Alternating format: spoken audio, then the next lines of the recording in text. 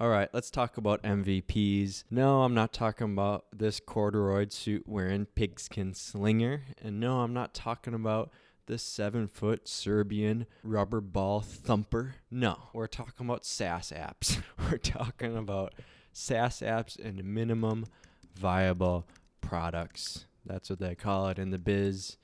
Products with enough features to attract early adopter customers and validate a product idea early in the product development cycle. What it actually is, it's like a super basic, shitty product, and you do it so that you can get feedback, you can prioritize your features, you can shorten out your life cycle of like iterating, and you can get customers, users, investors usually. Like, for example, this is ZuckDog's The Facebook early web page version where it's just for Harvard students. This is Airbnb's initial offering, which was like a website for events in the Bay Area. This was a lesser known one, but from Buffer, which is like the social media tool. And initially they just let you schedule tweets. Basic.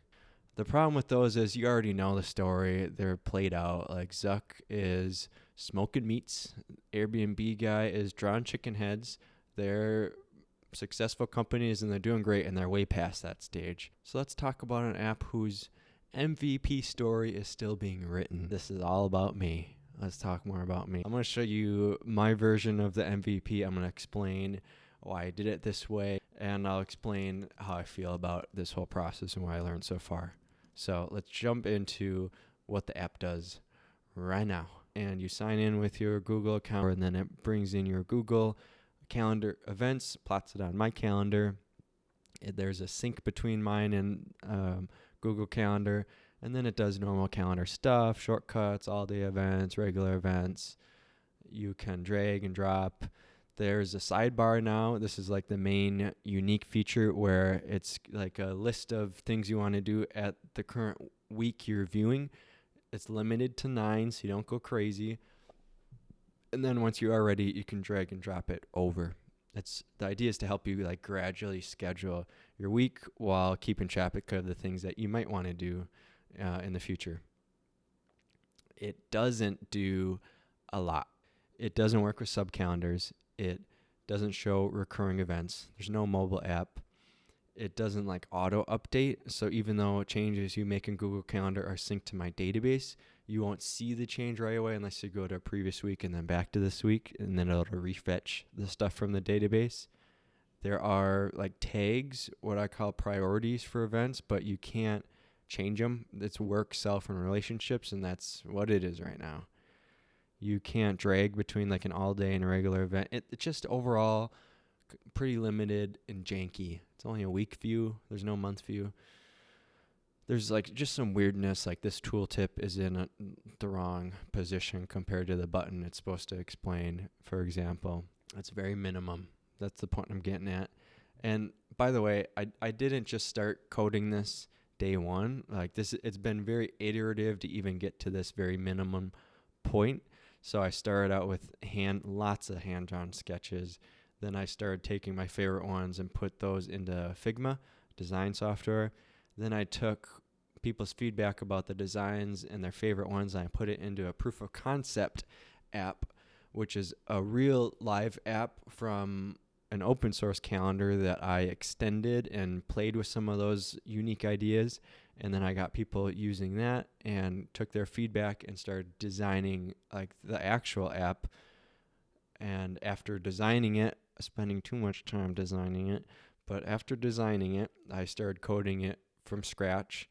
And eventually, after lots of bug fixes and roadblocks, like I got to this point. So I don't want to just make it seem like I just started coding it and a month later I could do all these things. But that's in the past. Let's talk about how I'm launching it in the near future. I am currently letting people add their emails to a waitlist from the landing page, and then I will email them back with the secret password. So it's password protected, the website, and that's just to control a little bit now how many people can use it so that I can make sure it doesn't crash for the people who are on it. in the past, people would have to like email me directly, and then I'd add them to a testers list, and then I'd email them back, and then eventually they would use it. But now that I got verified by Google, we don't have to do that anymore. If you want to hear that story, it was kind of rough, to be honest, going through that process. You can watch that video up there. But eventually, of course, I need to start making some money off this, trying to get to the Zuck dog smoking meats kind of money, which means I need to add some kind of pricing. I'm going to do a trial to paid version, so it's not going to be freemium. And once I add that, I'm going to double down on getting the unique features built out more, and then gradually adding the things that everyone would want from a calendar, sharing ability, mobile app, all that fun stuff. There's 3 things or cornerstones about this approach, the way that I did it, which is number 1, limited functionality, as you saw before. There's a lot of like bickering about what an MVP should do. Like it should do the bare minimum, and then some people would be like, no, it should do the bare minimum, but like really reliably. And some people were like, no, it should do the bare minimum really reliably and be a joy to use. And others are like, no. I decided it was that because people already have a Google Calendar account and it's free and they can do what they need to do, I don't need to add everything into this right now. I just need to add enough for them to like use it a little bit and try out the unique features, and then that way I can get a better signal on what unique features are worth doubling down on and extending and what are worth nixing. And that's been good because I avoided a lot of misspent time building features that people don't really care about. Like initially I was toying with like analytics and kind of reporting, like here's a pie chart on how you use your time, and people don't use it and they don't care enough. And I'm glad I didn't build the whole thing out with that. Instead, kept it really limited and got enough of it working for people to try it and then tell me, I don't really like it. Second big approach was that I've been very cautious and methodical about how I'm rolling this out, and that goes to the fact that it's just me and I'm bootstrapped, whereas a venture-backed company with a lot of cash could just hire some QA people or early contractors to pick up the mess while their other developers are like experimenting with features really fast and just throwing stuff out there. I have to context switch a lot if things break. So I'd rather do like more methodical, slower cycles, but consistent ones. That's what I'm looking for. I have to be a little more calculated with it and less reckless. I'm not out here trying to move too fast and breaking things. Zuck. I'm trying to move mediocrely fast and keep things not broken. That's a slogan for you. Put that on a t-shirt.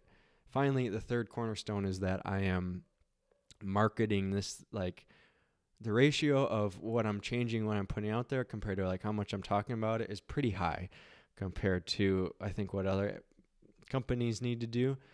But that also goes back to the solo bootstrap thing, because I have built the whole thing myself at this point, but I don't want to keep building it myself. I want to have a team. I want to focus more on the marketing, admin, business stuff. And that means I have to attract, at this point, a stranger who I can trust enough and bring them on board as a co-founder. And I think just having something out there will make that a lot easier so that they could play around with it and kind of see what I'm going for, see the potential here. Kind of like how you go to a house showing or apartment tour, and even if like the people living there are not the cleanest or they haven't done a good thing with the space, like you can see, oh, I see the potential here. Like I could see how I could make this work for me. I'm trying to give people that opportunity by like talking about it a lot. Also, because people are pretty price sensitive with calendars, at least consumers are, and that's my first market, which are just general consumers. I'm trying to cast a wide net. Finally, how do I feel about all this? I feel embarrassed. Honestly, I feel embarrassed about this product. I agree with the trope about MVPs that if you don't feel embarrassed, you waited too long, and I definitely still feel embarrassed about it. There is a path forward to making it like a really respectable thing that I'm super proud of, and actually a lot of the changes are low-hanging fruit, but at this point they're not there, and I don't feel great about how limited it is, or like just the feel of it not being right. Like it just doesn't feel right, and I can explain more about that, but I'll spare you and just say like it's not an award-winning product at this point. But I'm also relieved. I'm relieved to get it out there. Initially when I was doing this, like people, when I was showing them my sketches and my ideas, like they're all excited and they're like, oh wow, this is so exciting, it's gonna happen so fast, I can't wait to stay in touch with you and see how it goes. And then month after month I would just keep saying I'm working on it, I'm fixing bugs, I'm just coming along, hang tight, and then they would eventually just pull away, and people got sick of asking, and I got sick of saying the same thing, and it felt very isolating. It was isolating. It was just me in a room coding for a long time, no users, no money, no teammates, and I'm glad that's at least behind me. Even if the users don't pay me right now, I'm glad some people are using it, and I'm getting feedback at least, and it feels like I'm moving towards something. Which reminds me, that thing I'm moving towards is revenue and viability, putting the V in the MVP. If you haven't heard, I gave myself a deadline of October of this year to do that. The whole spiel is in this video. So if you want to follow along and see if I follow through on that, and you could follow along that journey either way by subscribing here. I post my updates. And if you want to be an early user of the app, get on the waitlist. You can go to the link in the description or right here. Thanks for watching. Goodbye.